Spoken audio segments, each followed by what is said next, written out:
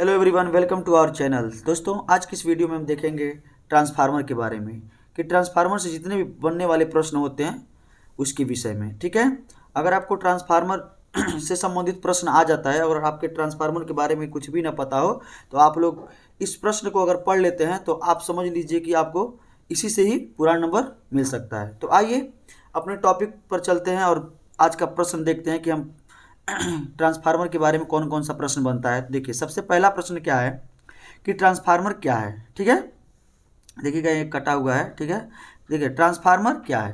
तो देखिए ट्रांसफार्मर क्या है। ट्रांसफार्मर एक ऐसा साधन है जो लो वोल्टेज को हाई वोल्टेज में तथा हाई वोल्टेज को लो वोल्टेज में परिवर्तित करता है। ठीक है, मतलब ट्रांसफार्मर क्या है, जो मतलब ट्रांसफार्मर क्या एक ऐसा साधन है जो लो वोल्टेज को हाई वोल्टेज में तथा हाई वोल्टेज को लो वोल्टेज में परिवर्तित करता है। ठीक है, परिवर्तित करने का काम है इसका। अब आगे देखिए, दूसरा प्रश्न क्या है मेरा कि ट्रांसफार्मर किस सिद्धांत पर कार्य करता है। ठीक है, तो ट्रांसफार्मर किस सिद्धांत पर कार्य करता है। ट्रांसफार्मर अन्योन प्रेरण के सिद्धांत पर काम करता है। ठीक है, किस सिद्धांत पर, अन्योन प्रेरण सिद्धांत पर। ठीक है, तो अब देखिए तीसरा प्रश्न क्या है मेरा। तीसरा प्रश्न कह रहा है कि ट्रांसफार्मर की क्रोड किस धातु की बनी होती है। ओके, ट्रांसफार्मर की क्रोड किस धातु की बनी होती है।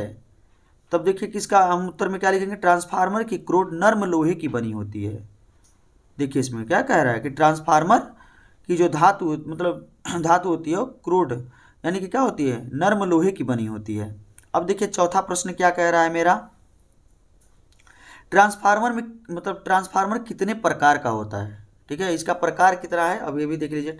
देखिए ट्रांसफार्मर दो प्रकार का होता है।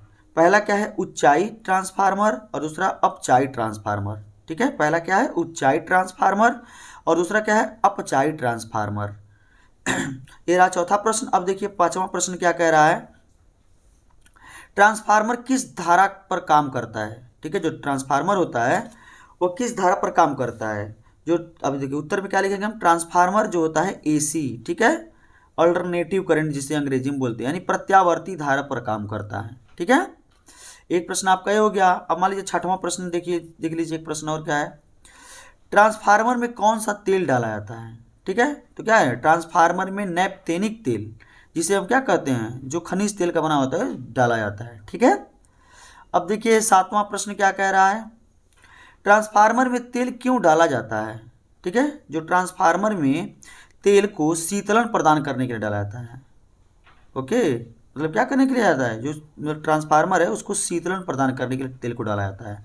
अब आखिरी और अंतिम प्रश्न देखिए क्या है, ट्रांसफार्मर की दक्षता कितनी होती है। तो ट्रांसफार्मर की दक्षता कितनी होती है, 70% से 95 मतलब 70% से 95% तक होती है। ठीक है, तो अगर ऐसा प्रश्न आ जाए तो आप लोग इसको एक में मतलब अगर करके बना देते हैं, लिख देते हैं, ट्रांसफार्मर पूछ लेगा कि ट्रांसफार्मर क्या है, इसको विस्तार पूर्वक समझाइए। तो आप लोग क्या करें, इसको छोटे छोटे इस टुकड़े में इसको क्या करेंगे, आप लोग इसको ही पढ़ के आप लोग एक प्रश्न बना देंगे। ठीक है, तो यही था आज का मेरा प्रश्न। आई होप कि वीडियो आपको अच्छी लगी है तो प्लीज़ आप मेरे वीडियो को लाइक करिए, मेरे चैनल को सब्सक्राइब करिए और अपने दोस्तों के पास अधिक से अधिक शेयर करिए ताकि वो भी इस वीडियो को देखें और अच्छे अंक प्राप्त कर सके। धन्यवाद।